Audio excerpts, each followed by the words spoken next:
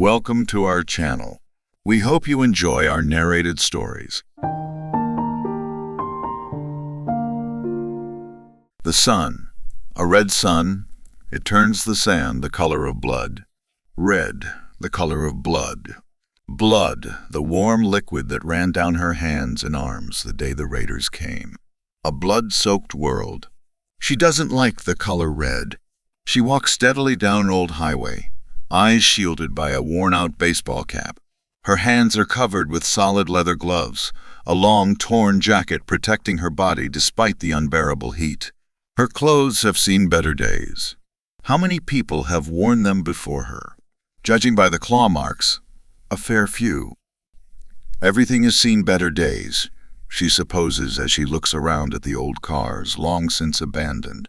The Geiger counter in her hand clicks steadily high, but not high enough to make her sick in the short term. It isn't so rare to see an occasional skeletal hand reaching desperately out of an open window or collapsed beside a door on these sorts of hunts. It doesn't elicit any emotion from her. Why should it? These people have been gone for years. She often tells herself that they weren't people at all. It helps bury that tiny voice inside her head that recoils at scavenging, at the indecency of it. These are just things, objects, and in this world she lives in. Everyone wants more. She approaches the first car and pulls her scarf across her mouth. Nothing there. She digs through the glove compartment, on high alert for wild dogs. The last time a scavenger searched a car, a wild dog tore off half his face. He was lucky to keep his eye. A couple of old coins, some dusty paperwork. She pulls out her map and scratches off this area. No good. She shuts the door and walks away, flipping an old bolt in her other hand. It's a thing she saw in some old film about a place that existed outside the laws of nature. Her forehead is dripping with sweat when she eventually relents and pulls out her water skin to take a light drink. The red sun is merciless at midday, but she knows better than to walk into the shade to cool off. Wild dogs are not the only things looking to kill humans out here. She stretches her back and climbs on top of the car, wondering how far along she can get before curfew. The end of the world is peaceful. There's no denying that, she murmurs aloud, staring out at the jumble of rusted cars on the highway. She wonders where they were going when they saw the first flash of light. Where could they have run to? The hairs on the back of her neck prickle. Danger. But she is used to this now. Her hand automatically raises her gun and fires. Second guesses out here are a mistake. The mutated thing drops dead to the floor. Interesting, she murmurs, jumping down from the car and poking at it with a stick. You were a bold one. You don't usually come out into the sun. Mutants, humans warped by the chemicals in the war decades ago. Mutants, zombies, vampires, whatever label you want to give them, they've lost all sense of their humanity. Their bite is lethal, their blood toxic. One bite from them, and you're marked for death. But it means your blood is a commodity. She tells the dead thing, all the scientists love any piece of you. I'd say a few fangs, a vial or two of your blood, and I'll be able to eat for a week. She works carefully. She has to, but soon enough, she's walking away from the thing carrying her prizes. It's easier to think of it as currency. The community she lives in exists in the wreckage of an old cargo ship. The sea of sand around it, a relic of some old lake. All 20 of them are bound together under 3 fragile laws. 1. No weapons can be drawn inside unless there is an attack. 1. No killing on board. 1. Never go out past nightfall. When nighttime comes, you want to be inside.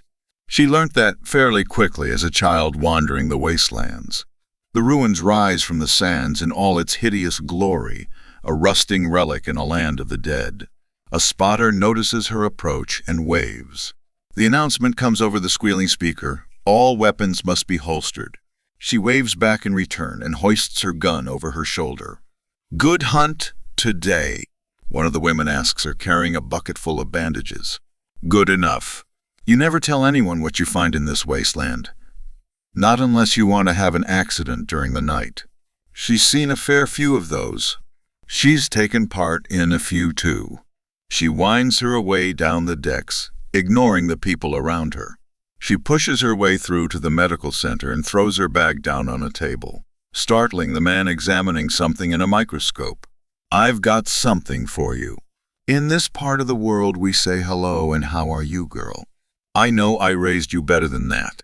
He does this every time she doesn't care. If he doesn't want it, it's easy enough to give it to one of the traders who moves through every week or so. Do you want it or not? The scientist sighs and gestures to the bag, some fangs and 2 vials of infected blood. "I want enough ration tickets to last the week." He inspects the teeth inside the vial. "You took a great risk prying these out. If you were scratched." "Yeah, I'd be dead." But I wasn't. She holds out her gloved hand, the tickets.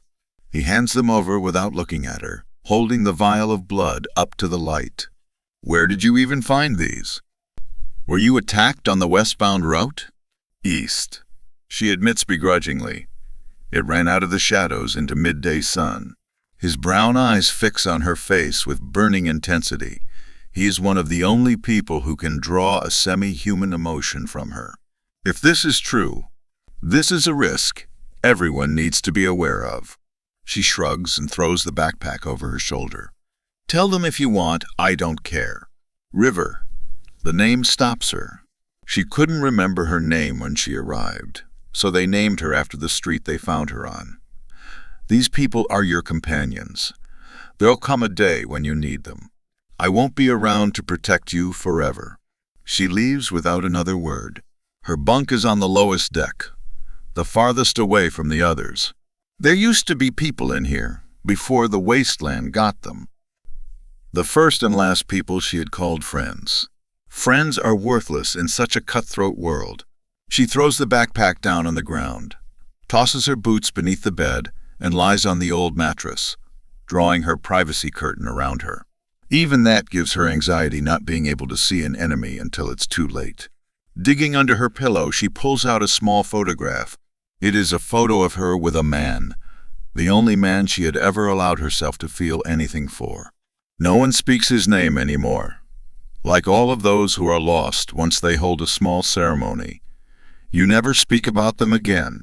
You have to forget and move forward to keep on living. Her finger traces his face, caught mid-laugh.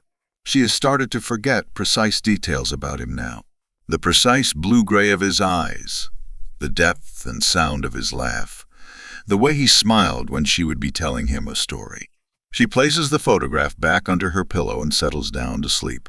In her dreams, she will see him again. In her dreams, she will feel something beyond this empty void. This world is a paradise.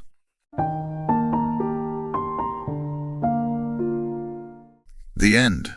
Thank you very much for watching. Please don't forget to subscribe our channel for more stories.